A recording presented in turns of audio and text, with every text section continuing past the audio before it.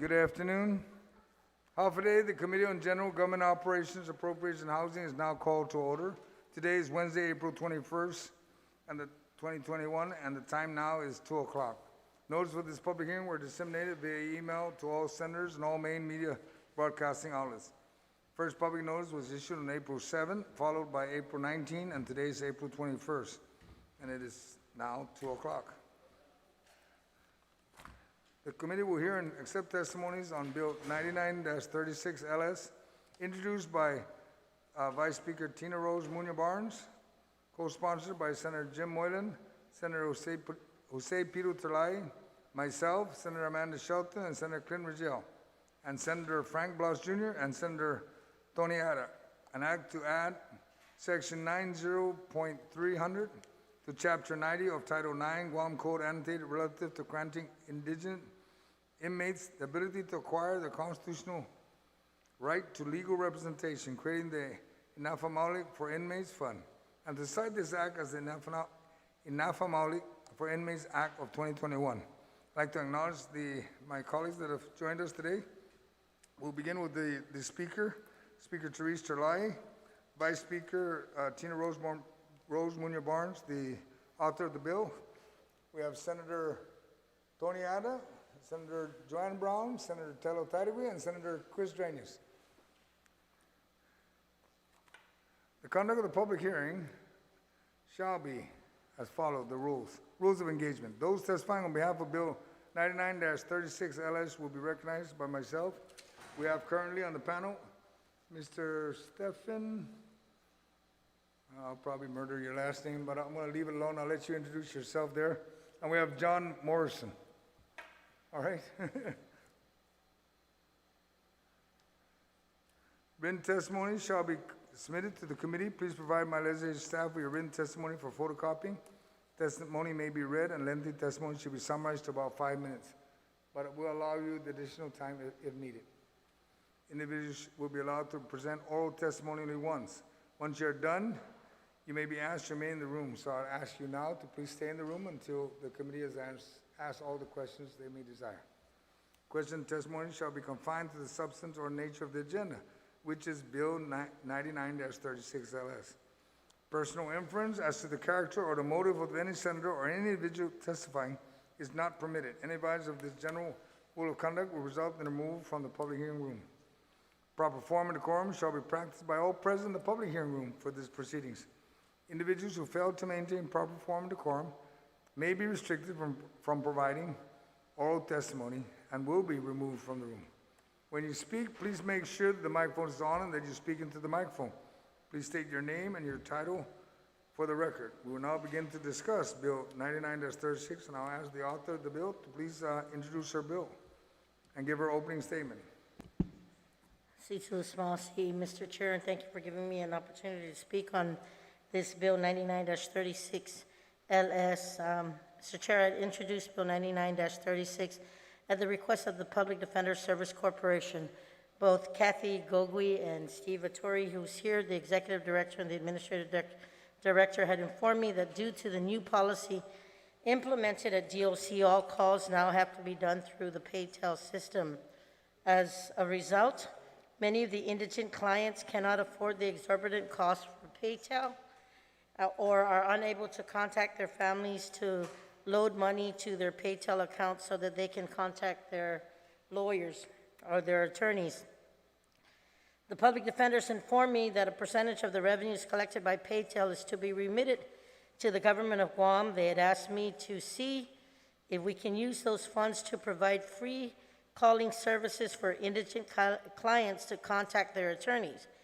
We also had contacted DOC to verify this, and I also have with me the agreement between PayTel and the government of Guam, which also shows that a 15% commission on the net revenues generated by the coinless payphones and a 10% commission on net revenues generated by coin-operated payphones be remitted to the Treasurer of Guam within 45 days after each quarter of the calendar year. As someone, Mr. Chair, who's worked at the Public Defender's Office and now is a policymaker who took an oath to uphold the Constitution, I am of the conviction that we must ensure that the fundamental constitutional rights of those detained and incarcerated are protected. And that's why I introduced this bill, to make sure that there is a mechanism in this book to ensure inmates can contact their legal counsel. Mr. Chair, I do not think that DOC was barring inmates from calling their lawyers. With the COVID, the restrictions for visitation, and the difficulty it placed on many families to work with the pay-tail system's method of loading money into an inmate's account, this bill, as introduced, just makes sure that we protect the constitutional rights of those accused and protect the integrity of the criminal justice system, so nobody can one day say they want to appeal their case because they were not afforded legal counsel. I know that Major Anton Uggan had done an interview supporting this bill, and I would like to read a quote from him to demonstrate why we needed to do this. The issue is that some of the inmates don't have money, they don't have family support, or a lot of money to put into their phone system, so how do you give them access to their attorney? And who pays for it? That's the next cost. Who should pay for those inmates who don't have money to pay for their phone calls? Mr. Chairman, I would also like to add the agreement between government of Guam and Paytel, along with the article I just quoted in my communications with the Public Defender's Office into the committee report, so that my colleagues can better understand the impetus for this legislation. And I'd like to thank my co-sponsors, you, of course, Mr. Chairman, Senators Moylan, Senator Pedo, Terlaje, Senator Shelton, Senator Ridgell, Senator Blas, and Senator Ada, for realizing the importance of this measure. For giving me the opportunity. I do have a copy, Mr. Chair, and I understand, I think you made copies for our colleagues also, so if not, I have copies here also, so thank you. Yes, thank you, Madam Vice Speaker. Copies have been provided to all my colleagues. I would begin with Mr. Stephen Atori. I just noticed the writing for your last name wasn't that clear, but I understand you're an attorney, so they write like doctors. It's understood, Steve. Thank you. Yes, Chairman, I apologize for my penmanship. Anyways, Half-a-Day Chairperson Joseph Agustin, members of the Committee on General Governmental Operations, Appropriations and Housing. Good afternoon, Madam Speaker, Madam Vice Speaker. My name is Stephen Hattori, and I am the current Executive Director of the Public Defender Service Corporation. So the Sixth Amendment of the Constitution, as provided in the Organic Act of Guam, ensures indigent defendants the right to an attorney. It further provides that such representation be effective. If you are deemed indigent, an attorney is provided at government expense. This right protects communications and requires that such communications be private as well. This measure, relative to granting indigent inmates the ability to acquire their constitutional right to legal representation, creating the INAFA'MAOLEK for Inmates Fund, and to cite the act as the INAFA'MAOLEK for Inmates Act of 2021, would certainly ensure that indigent clients are able to speak to their court-appointed attorney at no cost to them. As the Director of the Public Defender Service Corporation, I am testifying in complete support of this proposed legislation. Our office represents indigent constituents in criminal matters. Many of our clients are held at the Department of Corrections. Prior to this pandemic, clients were able to call their court-appointed attorneys using the control phone in each cell block. Due to COVID-19 safety concerns, DEPCOR has ceased this practice. The cell block control phone is reserved for use within the facility and mainly for emergency purposes only. Consequently, to speak to their attorney, indigent clients have been required to purchase Paytel minutes to pay for their constitutional right to speak to their attorney. Other inmate challenges as a result of COVID-19 was the suspension of family visitation for the last 14 months. Again, our clients and your constituents use their valuable Paytel balances to maintain contact with their loved ones. This is an unfortunate circumstance for our island community. Now, addressing this issue, we had at the start of the year worked with Paytel and the Department of Corrections to set up a toll-free account with PDSC and the alternate public defenders. This enabled indigent clients to speak freely and at no cost to them with their attorneys. This system worked well. Clients could call us using a PayTel account, and the calls were also not recorded. However, we recognize that this system is not free to the provider as well as the end user. By having this bill in place, there is an identified funding source to pay for all attorney calls made by indigent clients. The phone provider deposits 15% of their net revenues into the general fund. These revenues are generated by toll calls made by the prison population. It is therefore fitting that this revenue be the funding source for the INAFA'MAOLEK for Inmates Fund. If the funding, however, is insufficient, the bill further ensures that the Director and the Governor shall protect this constitutional right by other reasonable means. The bill also makes clear that it will include all indigent defendants who are detained, not just the clients at public defenders or at alternate public defenders, but also the private attorney panel clients as well. In closing, we would like to thank you for the opportunity to comment on this proposed legislation. Should you have require further information or clarification, you can call me up. My direct line is there, that 472-8188. And I'd also like to thank you for the opportunity to testify in person. We've been testifying by Zoom, so it's nice to see everybody, face to face. So we'd like to thank you for doing that as well. So if you have any questions, I'll be free to answer them. And Mr. Morrison would also like to address the body. All right, thank you, sir.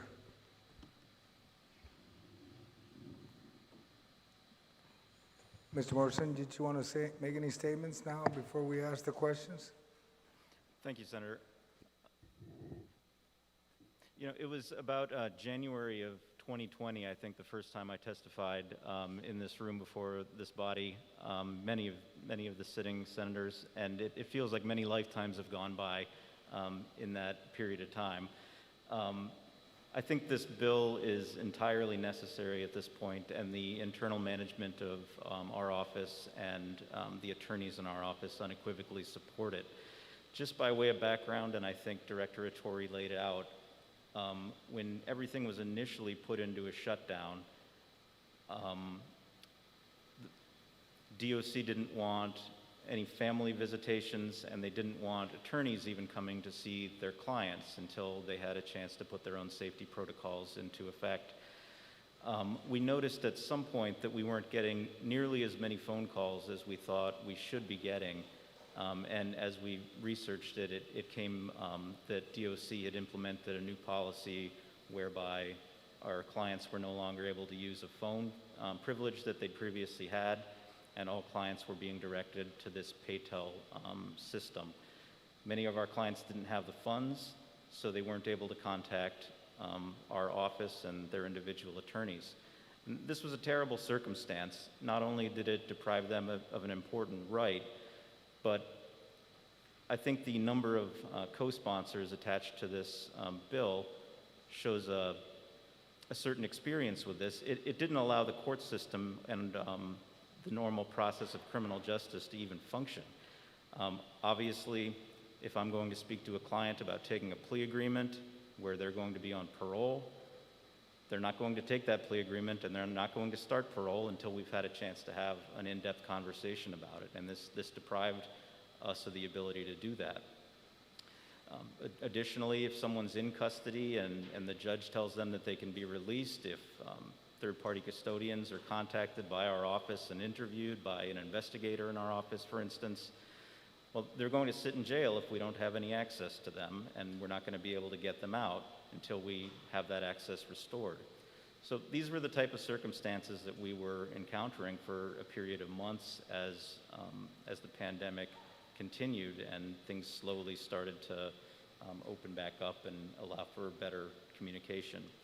So we think this bill is right-sized to prevent that from occurring in the future, that funds are identified, that we would always be able to have that access to our clients, would be able to keep cases moving, would be able to get clients out of DOC if they're truly releasable if they have a good plan for being released, and they're not going to be a danger to the community, that we could get them out.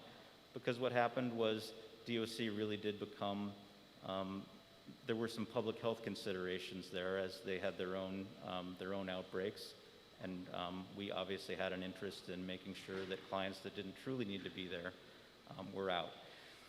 So those are all things that we encountered over the course of the last 14 months or so, and we think this bill would really go a long way in remedying some of the problems that we encountered in that period of time. So I thank the sponsor and co-sponsors for bringing it forward, and our office's internal management and attorneys are in full support of it.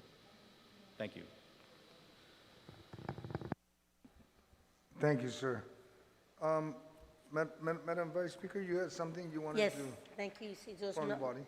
Cizos Masi, Mr. Chair. Mr. Chair, something worth noting, because we did get the fiscal note from the Bureau of Budget and Management Research, and it specifically states, they have a statement, and it's worth consideration, and hopefully the committee will be inclined to at least work the efforts. The proposed legislation intends to establish the new INAFA'MAOLEK for Inmates Fund, the IIF, to provide a no-cost telephonic services for inmates or detainees to contact their legal counsel.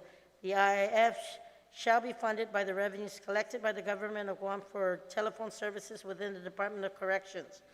The preamble of the proposed legislation states, for the purpose of creating such a fund is to provide inmates who are indigent access to contacting their legal representation through the use of DOC's PayTel system. However, the language in the IIF's establishment contained in the proposed legislation does not incorporate the language relative to the inmate being indigent. Per correspondence with DOC, the fund should be utilized for those inmates identified as indigent. Further, DOC recommends that funding be made available to the Public Defender Service Corporation to pay for the phones through the DOC's PayTel system.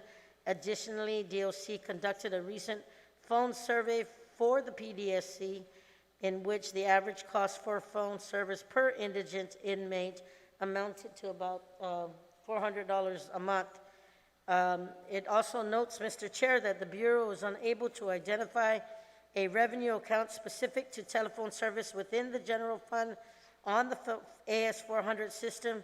Absent information from the Department of Administration, the Bureau is unable to determine an approximate estimate of revenues currently received and proposed to be deposited into the IIF from telephone services. However, the Bureau notes that the total cost for the program can be estimated by applying DOC's average of $400 of service per inmate a month and multiplied by the total amount of inmates identified as indigent. So I thought, Mr. Chair, in all fairness and consideration, that BBMR's recommendation was to look at this matter, and I wanted to make sure that those appearing in support of also knew that that was noted in the fiscal note. So thank you very much, Mr. Chair, for giving me the opportunity to add that into the record.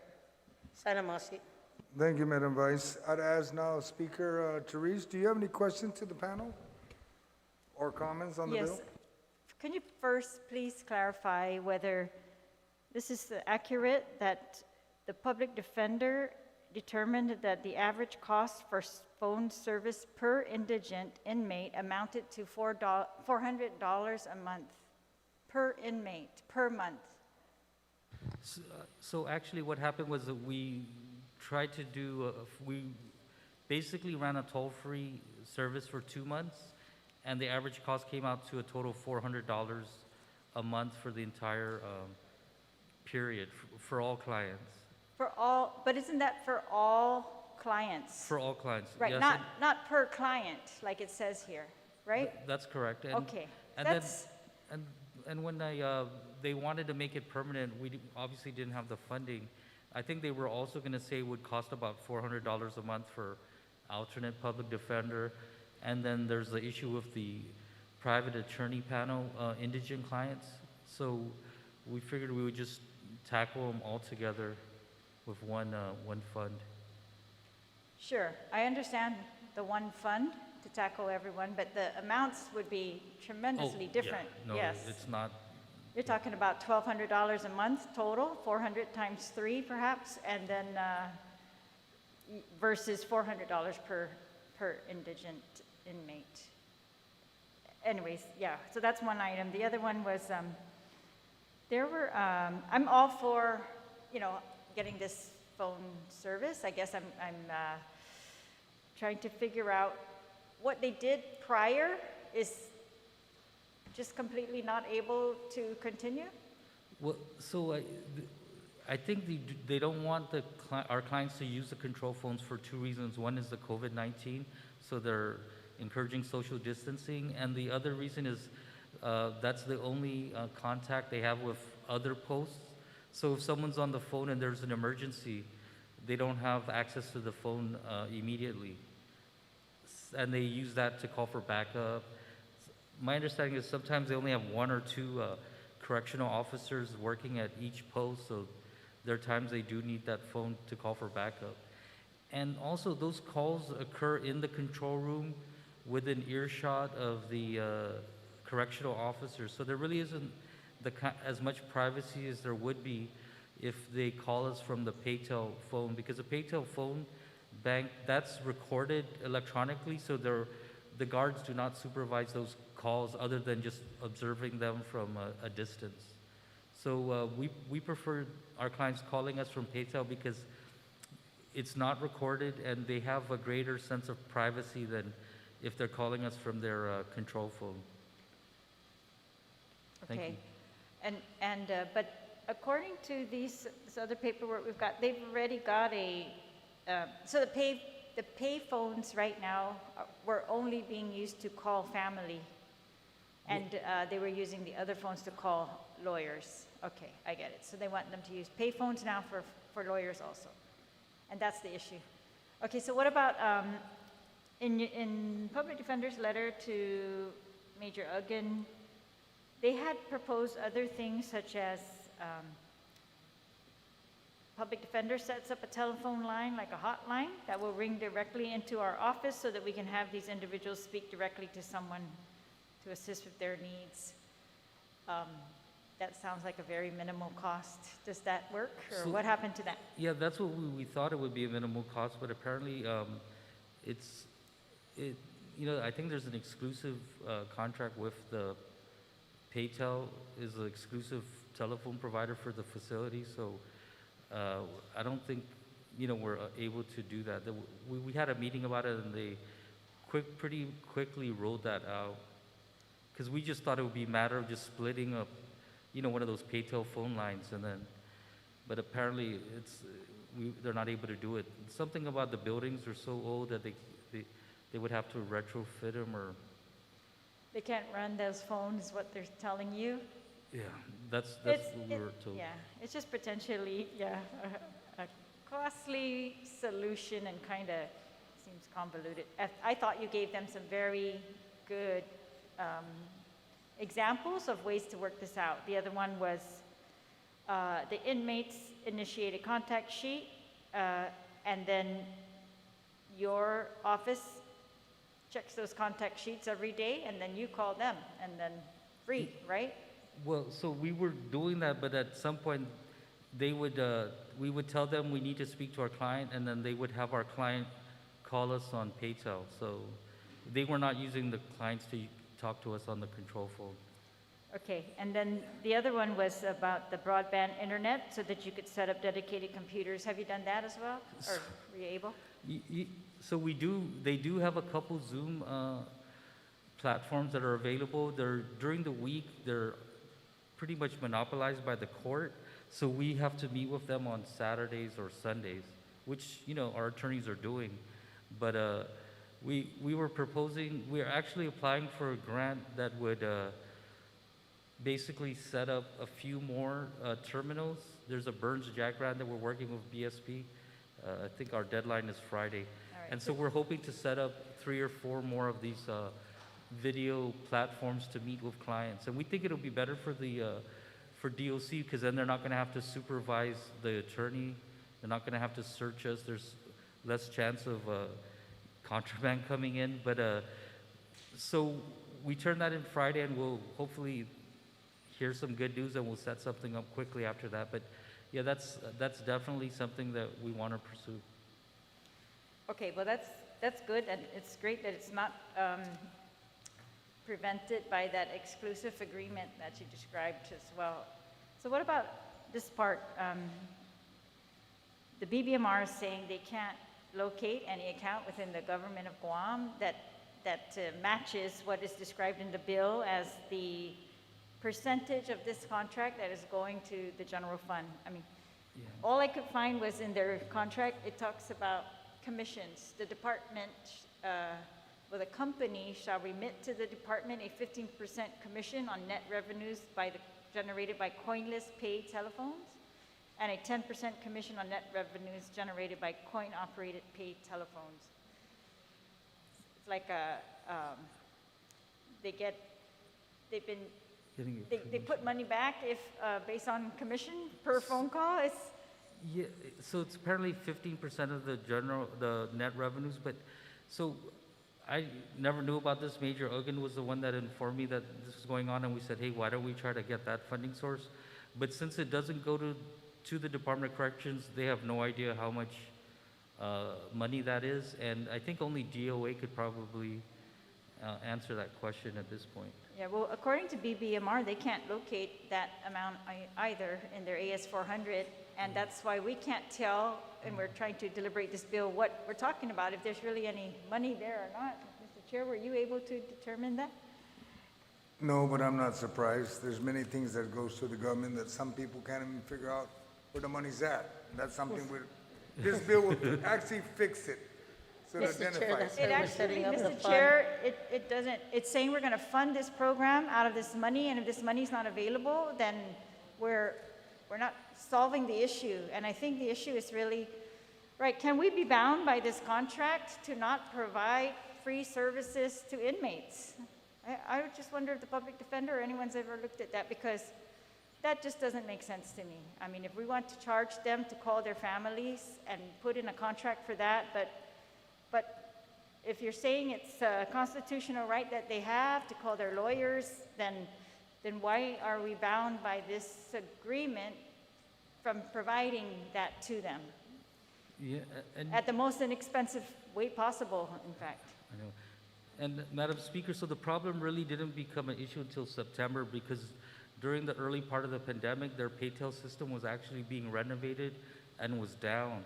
And so everybody was calling for free probably from February through end of August. And then it was September when we started having these problems. So, and it was fortunate because they've had no visitation since, I would say, February of last year. And so there was a 6-month window where they were able to stay in touch with their family. But, and so we, you know, I mean, if a client wants to use their paytel to call us, we'll accept the call. But, you know, it just seemed unconscionable that they're spending it on us and not, you know, talking to their children. So, Right, if we could locate these funds, and instead of having them, well, right now they're going to be controlled by DOC? yeah, yes. And The new there's, fund would be controlled by the Department of Corrections, yes, so. But you're saying they would have to spend it on this vendor, and that they would not be able to use that and go out and get the most efficient system for these purposes, for talking to lawyers? actually, I don't know if the bill requires that it would be a specific vendor, right? No, I mean, that's what, But- I'm guessing that from what you said earlier. The reason why they couldn't go with your simple solution, put phone lines that that connect directly to public defender and alternate public defender's offices. You said they weren't allowed to do that because of this one vendor. They can't work around it. They can't use any other phone service. They can't run additional lines, and so I guess, yeah. Is there any other solution? Well, so we've been working with them for the last 10 months, basically personally, I think all they need to do is set up a giant Wi-Fi hub, put 10 Facebook portals that cost $150 each in their current visitation center, and then they can allow at least video visitation with their family members and with their attorneys, right? And it really, once you pay for the internet and you pay for these they're $180 each. These are the ones we use to when our clients appear at court from our office, and so it's secure enough for court. But we're trying to get there, so hopefully we'll reach that point. I hope so. That sounds very practical. Is that confidential enough for your purposes? Oh, yes, it would be. That sounds like a great solution. All right, but I really would like to determine if DBMR can't find this money, if it really exists. Thank you to both. Thank you, Mr. Madam Chair. Speaker. Thank you. Senator Adder, do you have any questions? Thank you. Senator Brown? Thank you, Mr. Chairman. I certainly understand the reason that the good author, Senator Muña Barnes, introduced this bill, but I'm confused as to the circumstances of where we're at. I mean, if we're talking on average $400 a month for the inmates to be able to communicate with their attorneys or their family, you know, this looks like a long and winding process, and even more so, it would have been very helpful, which is becoming a standard in some cases, if we had the representatives from DOC here to answer these questions. I mean, I understand perhaps this phone that they were previously using, you know, this control phone, as they refer to it, may not have been available because of COVID and distancing, and this just seems such a roundabout, complicated process to allow these inmates to be able to communicate, and it just seems a bit much for me. I would rather have a simpler process. If we need to require it comes out of the DOC budget, we're talking under $5,000 a year, or we appropriate additional $5,000 a year, can that be done? And then why are we entering into these type of agreements? If it's a constitutional right that these inmates should be able to communicate with their attorneys, why are we having to worry whether they have money to pay for a phone call? So I don't know if moving forward here, maybe if we had more information to clarify why this process is so complicated. You know, we all grew up in the day of the dial phone. We still remember the dial phone with the party line on Guam, but you know, it worked. So if DOC was here, I think we could ask them, is there a better solution where we could help facilitate the inmates being able to have access to be able to place these respective phone calls without this whole process of having to set up another account to facilitate that. That's the part that has me a bit lost, but I do appreciate both Mr. Hattori and Mr. Morrison for coming here and providing testimony, but I don't put this on them. I think these are questions that DOC perhaps can help explain a lot better. And can we set up something more effective than this and more direct than this that will simplify the process to allow inmates to be able to place these calls without this going roundabout maze here that I'm already lost in. So those are my comments with regards to this issue, but I certainly commend the author for introducing it because it's a very legitimate concern, but I would want a more clear-cut process on how we can address this issue. Thank you very much, Mr. Chairman. Thank you. Senator Telo? Mr. Chair, and good afternoon, gentlemen. Thank you so much for being here, and I see your predicament and what you're doing today. We're working with the author of the legislation to try and find a solution to an issue that's going on. But I think, you know, COVID has pushed everybody back on certain circumstances and situations. But, you know, like the administration or the governor says, you know, we're looking at opening up things by May, and with everybody fully vaccinated, at least up to a certain percentage, 80%, things will go back to normal. And I think you mentioned in your testimony earlier how it used to be done. And I think we can get there a lot faster than, you know, for this legislation to get through. However, there is something that is kind of disturbing. The section that you have on your third paragraph of your testimony, I believe it was the third sentence, the system worked well, and then it says clients could call using paid tel account, and the calls were also not recorded. So I have a question. You know, obviously I don't know very much about that, whether an inmate has the ability to get on the phone at any time to talk to his attorney versus that same opportunity to talk just family members or check on family. I don't know if there's a differential between the two that allows one or the other legally on a constitutional perspective. But I think it's clear you mentioned that. So if it's a constitutional right, I mean, are you mean to tell me that when inmates before COVID and was able to use a phone to call their attorney, that these were recorded? So, yes, but they've never really been used against our clients. So what happened was we placed our office numbers on a do not record list. So we have a few lines where we can talk to our clients, and none of those calls will be recorded. All the other calls, though, into and out of that facility are recorded. Like to family members, those are all recorded. Okay, but not the one with the attorneys, Oh, none no, of those? not the ones with the attorneys. I'm sorry? Not calls to the attorneys, as long as the attorney has registered their line with Pedo. Okay, so I just wanted to clarify that, make that clear. Maybe I read it wrong, but it says here clients could call using Pedo account and the calls were not recorded, or also not recorded.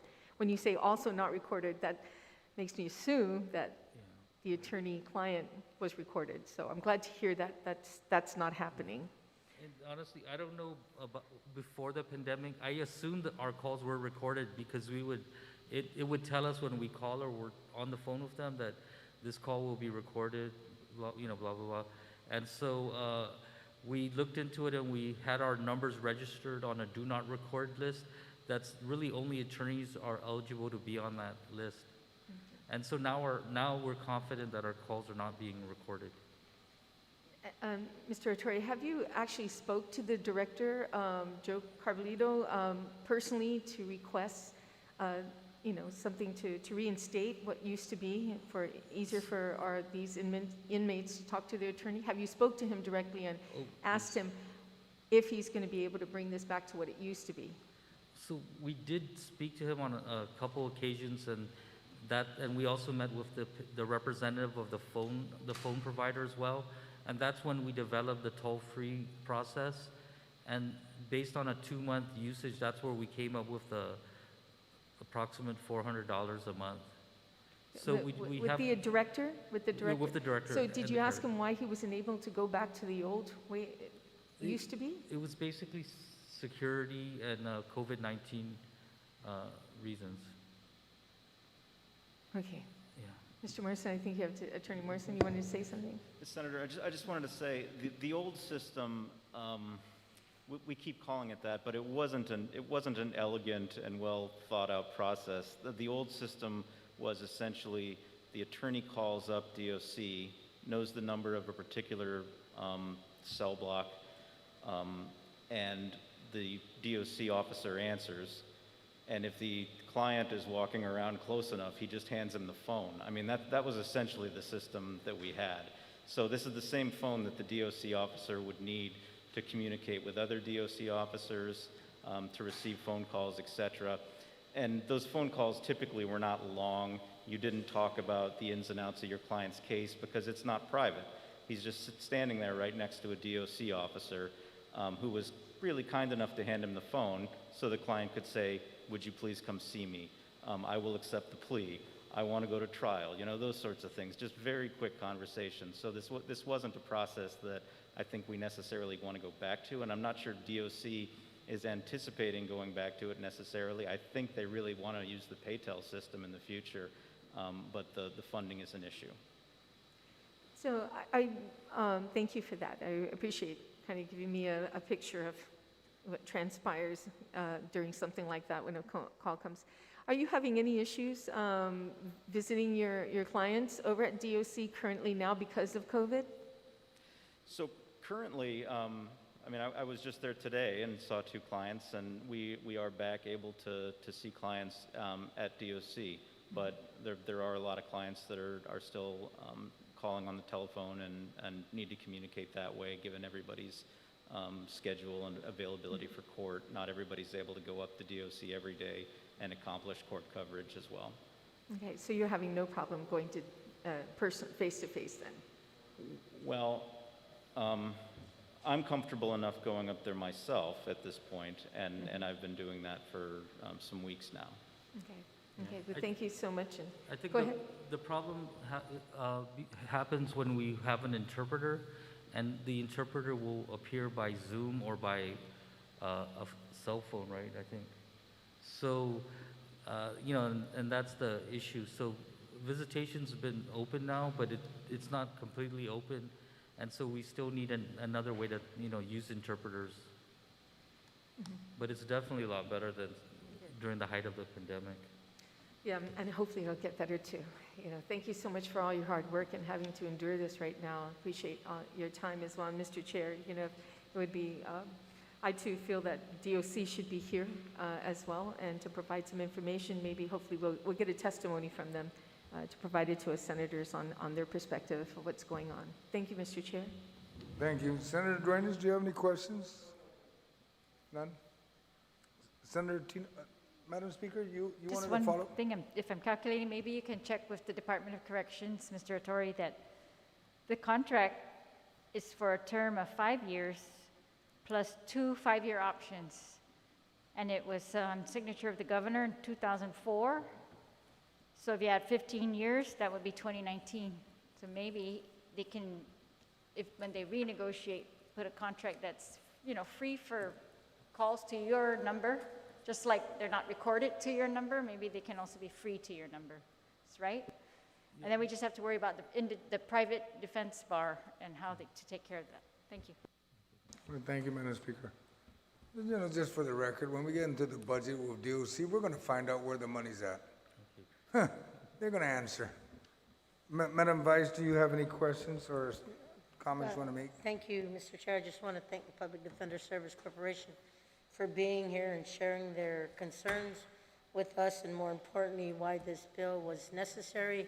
Also heeding the recommendations from BBMR, and I appreciate my colleagues' issues of concern, and I want to point out for the record again that the documentation for the agreement and statements from DOC and others have been submitted for our colleagues' notes, and I'm hoping that we could get this bill reported out, maybe not this, I know we're late for this session month, but at least for next session, and hopefully that can be done sooner than later. So thank you, Mr. Chair, for having this bill publicly heard, and I'm hoping that we can get this bill out again sooner than later. Sinamasi. Thank you very much. There being no one else to testify, and all questions have been asked of the public defender, the committee will continue to receive testimony, and please address your written testimony to the Committee on General Government Operation, Appropriation, Housing, and submit it via email to Senator Joe S. Augustine@gmail.com, or to my office located at Rand Care Building, second floor, Suite 3, 761, South Marine Corps Drive, Tamuning, Guam. Since Masi for your attendance, Mr. Torre and Mr. Morrison, and participate in today's hearing. And for those at home, thank you for watching. This public hearing on Bill 99-36 LS is now adjourned. It is now 2:43. Thank you and have a nice day, gentlemen. Be safe. We will now take a few-minute recess so they can sanitize the area, and then we'll begin with the next bill. Thank you.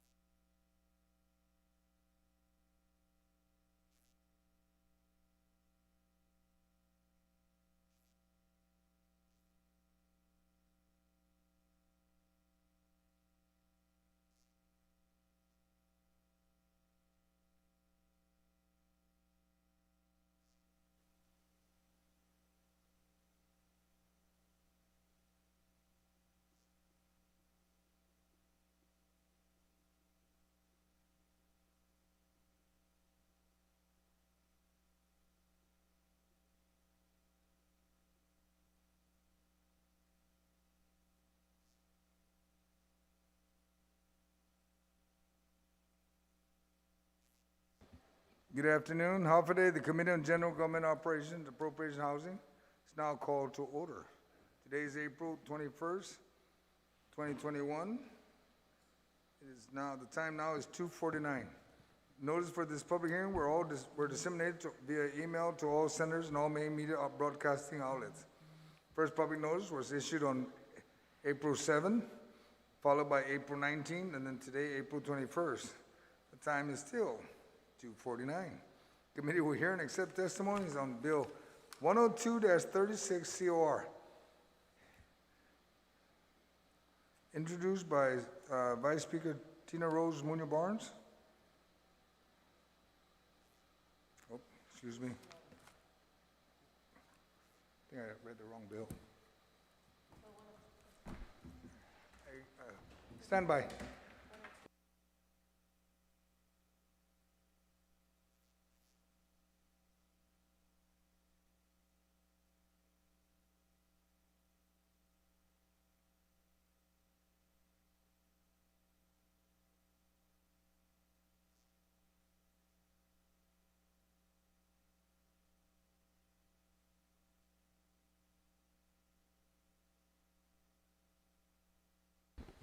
Oh, excuse me.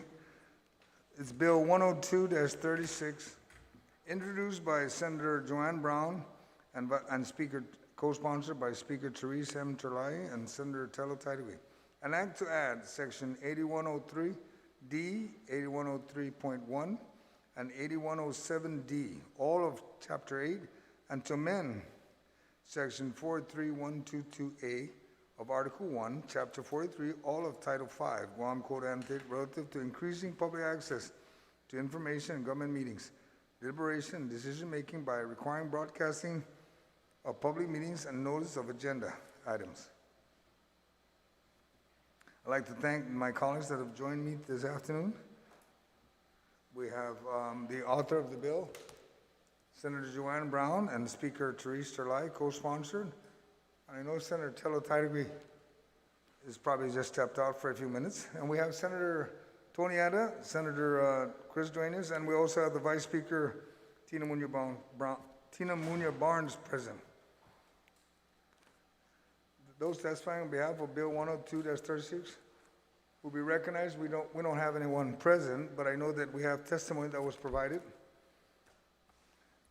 The testimony, I believe, will be read by Senator Brown. Ma'am, we've provided everyone a copy of the testimony that was provided. We'll just move down. We'll skip the individuals who will be allowed to present oral testimony. I just ask that questions and testimony shall be confined to the substance or nature of the agenda, which is Bill 102-36.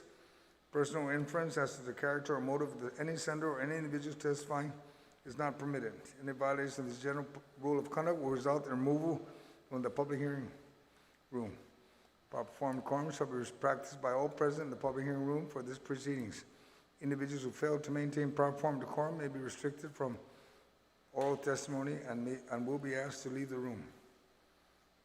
We will now begin to discuss Bill 102-36 COR, and I ask the author of the bill to please give her opening statement, and if she likes, she can also read the testimony provided. Thank you, Senator Brown. Thank you very much, Mr. Chairman, and thank you for the opportunity to have Bill 102 publicly heard. Certainly, my main focus of introducing this bill is to expand access to the people of Guam with regards to the activities of their government, to include all meetings of boards and commissions, all the way down to certainly public hearings that are held by the Guam legislature. A number of years ago in my previous life, I actually sponsored and it was signed into law the requirement now that we know and are more aware of the 5-day public notice that's followed by the 2-day public notice before public meetings are heard, so that members of our public, should they have an interest, are aware and notified as to the activities and actions of their government. Bill 102 really is intended to expand that awareness, and certainly as a result of the pandemic that we've experienced since last year, one of the positive upsides, if we can find one in this whole unfortunate situation, is the fact that technology has risen to a level now where it does make the ability of our people to more directly engage with our government while it's happening and while it's occurring, very possible. I know there's a number of years ago, there was also a law that was passed, well, a bill that was passed into law that essentially required all government agencies to have a website set up. So the public, again, should they have any information or anything they wanted to relate to government agencies and departments, they had the ability to do that and engage. And also the responsibility for government agencies to be able to provide information on their operations. So this bill is intended to expand that. One of the things also that came to light since I introduced this bill is the issue of persons with disabilities wanting to access and be engaged with their government as well.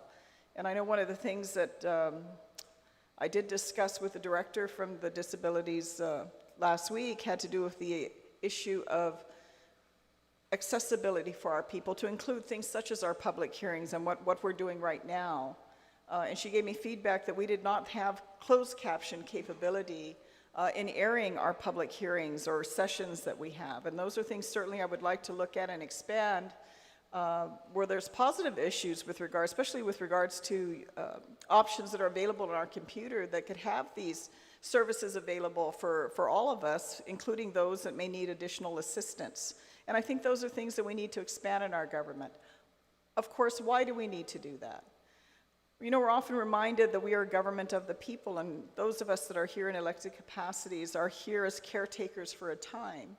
But ultimately, it's the people of Guam that own our government. It's the people of Guam who should, to whatever degree they desire to, be aware of what it is that their public officials are doing on their behalf. Right now, when you see public notices published, there might be an announcement that a department is having a meeting or a board meeting. However, in most cases, very rarely, but in most cases, there's no information provided on what issues or items are going to be placed on the agenda. In most cases, the public would not have access to whatever documents are going to be provided. For example, if it's a board or commission, they don't have access to those documents. They would have to probably go about calling and contacting, and hopefully they get the right person within that department and agency to provide them that information. This bill, should it pass into law and have the support of my colleagues here, which I hope it does, would require that.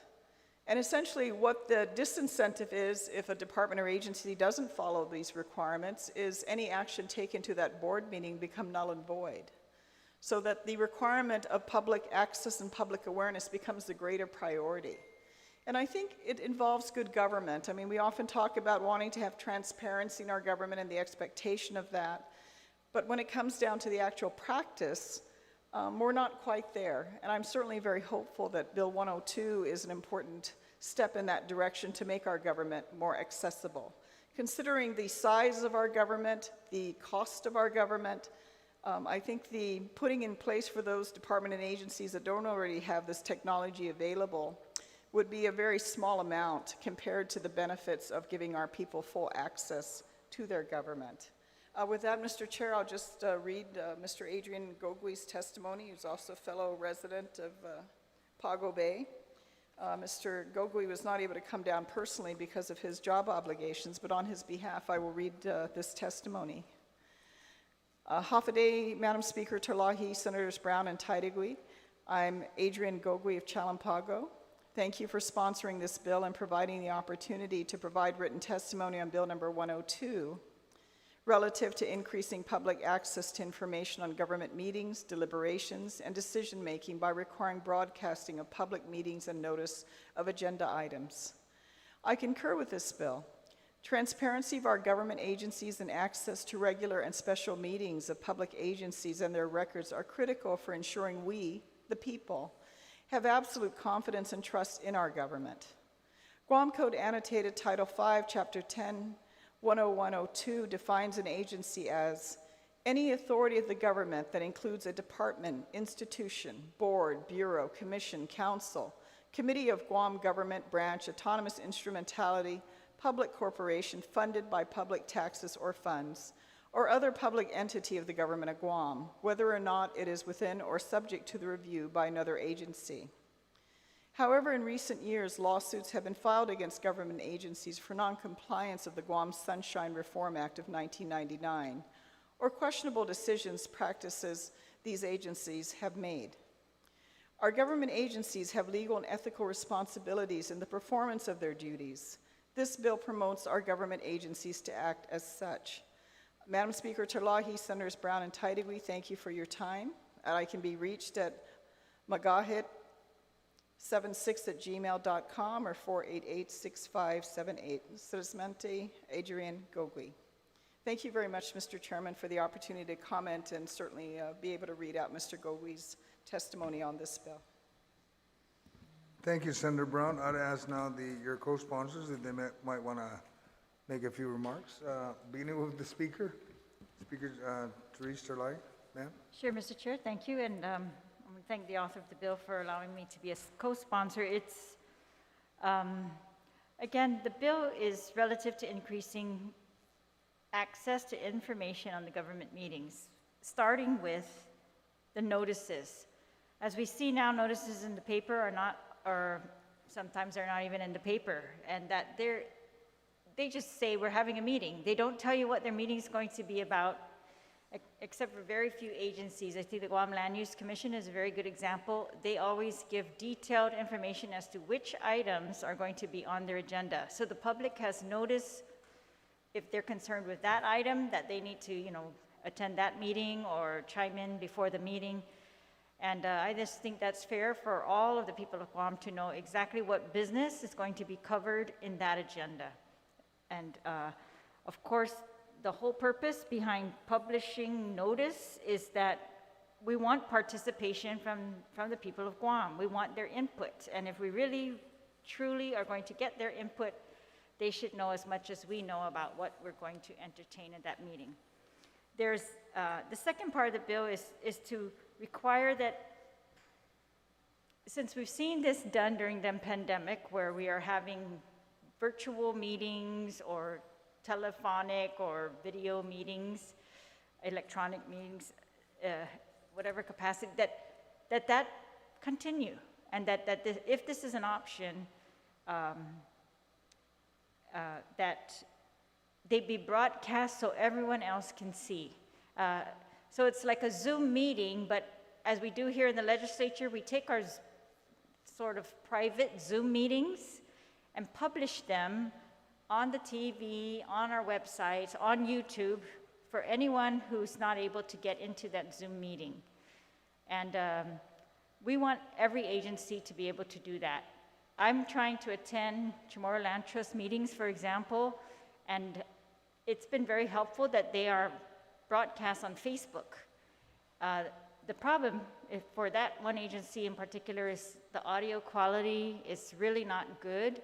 They need the help, I think, of OTEC and to just consult with all these agencies and get them up to speed on how to make their audio quality better, their video quality up to speed, and set some like general parameters for all agencies to follow. And it seems to me an inexpensive solution. I know that BBMR in their fiscal note talks about the cost of doing this in a very expensive way with PBS, broadcasting it on the PBS channel with expensive recording equipment. But I think if we can get at least temporary recordings for a limited period of time, pending the audio recordings being uploaded to the OPA's website, that people can watch the meetings live. They can be informed immediately of what's going on. They don't have to listen to an interpretation from the media. They can hear it directly for themselves. They can see the face of the people who are making these decisions on their behalf. That's the goal, and I really appreciate this goal. There is an existing mandate in our open government law that the Office of Technology set up a central website that we put notices on, so that all public notices would be on one website for the convenience of the public.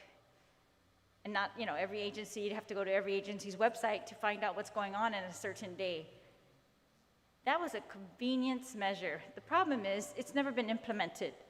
OTEC's not put up this central website to put notices on. However, we have seen during the pandemic that the AG's office was completely able, by mandate of executive order, to set up a central website for notices for public agency meetings. And they did it, and it was a great website. It was efficient. And I thought, if they can do it, they don't do it anymore. They stopped because the executive order ended. But if they could do it, then it's so obvious that it can be done. It's not as complicated as they had made it sound to us for years. It's been years that this mandate's been in the books. And then when they come in and we ask, they've told us, it's much more complicated than you think it is. And we need all kinds of things to get it done. And I guess I don't believe that anymore because of what the Attorney General's office has been able to do. And so if they're able to put notices up, then I think it would be very nominal additional cost to put the notice of the entire agenda, or in other words, the detailed notice of the meeting. And so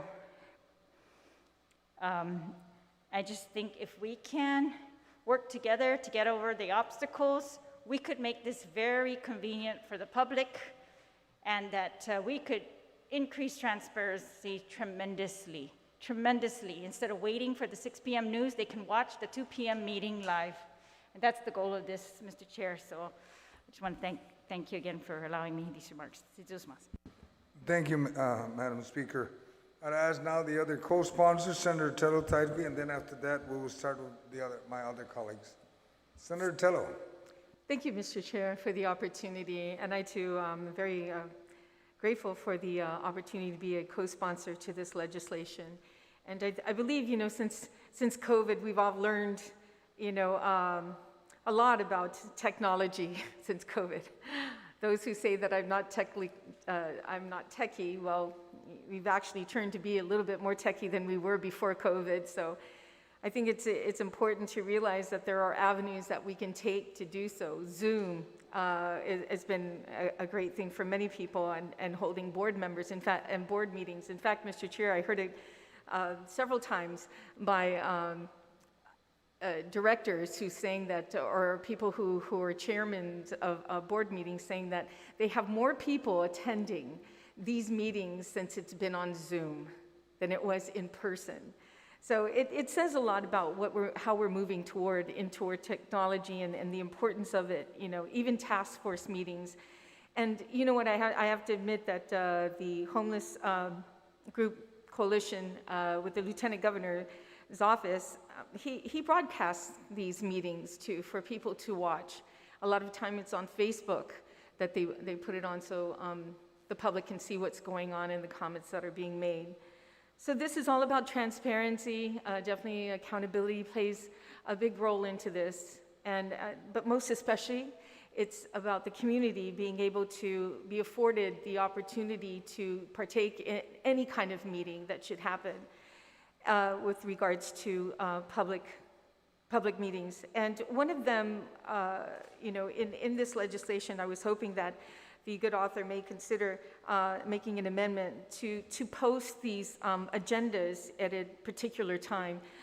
The legislature has been very good by requirement to have 5 days before the public hearing is done, that information about what is going to be on the agenda is provided within 5 days before the public hearing. So that's something that we need to consider, because there is no time frame. We don't want to see this bill go through and then find out the agenda is put out the night before, or that same day as the meeting that's going to happen for any kind of board meeting.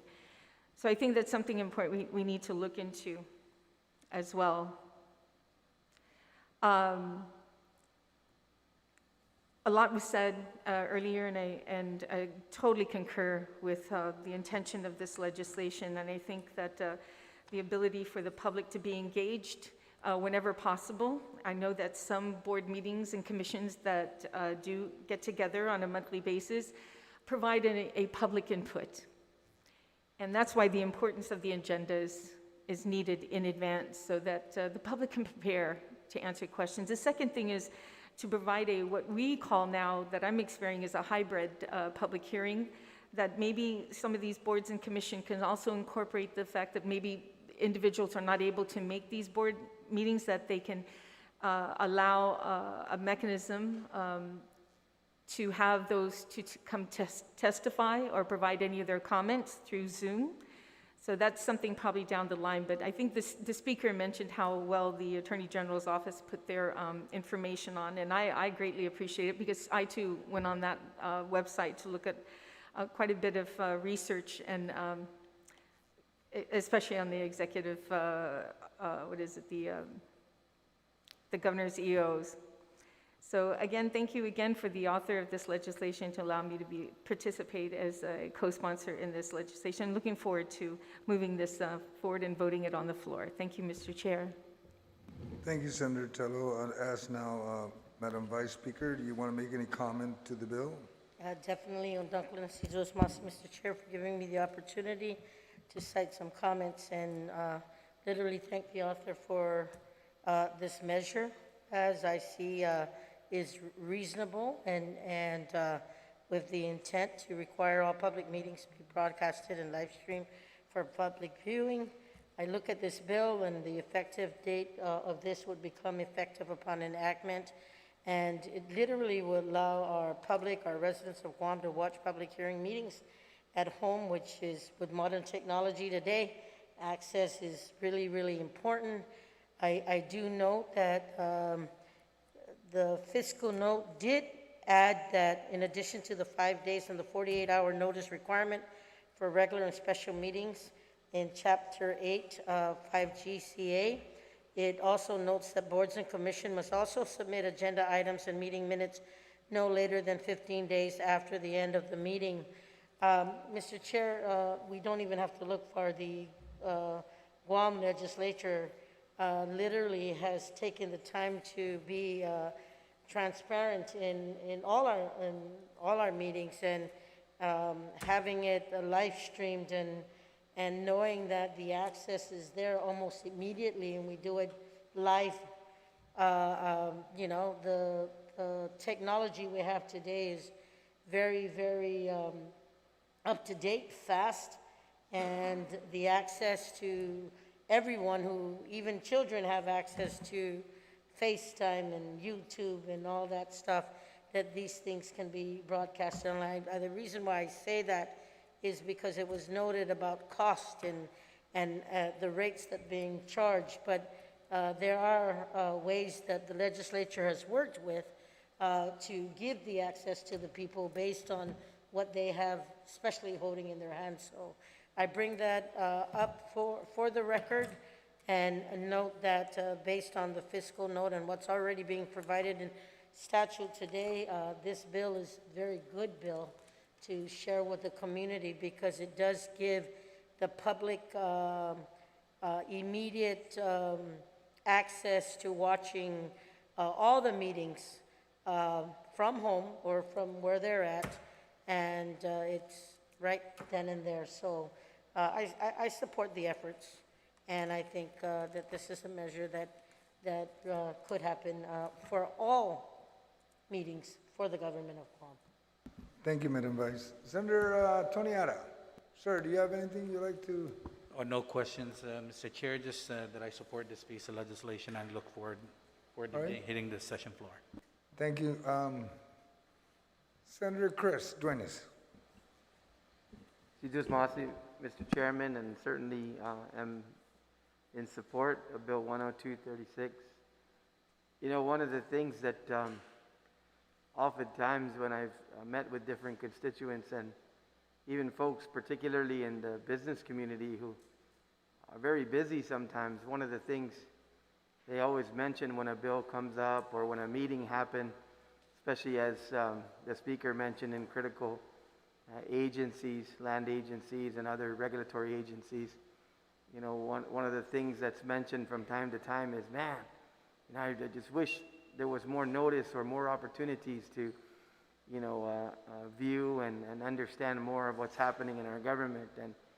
And I couldn't agree more. And this bill, you know, will accomplish that additional transparency and just one more, you know, opportunity with broadcast to be able to view what's going on in our government and see what's going on, and just a greater layer of transparency. So certainly am in full support of this.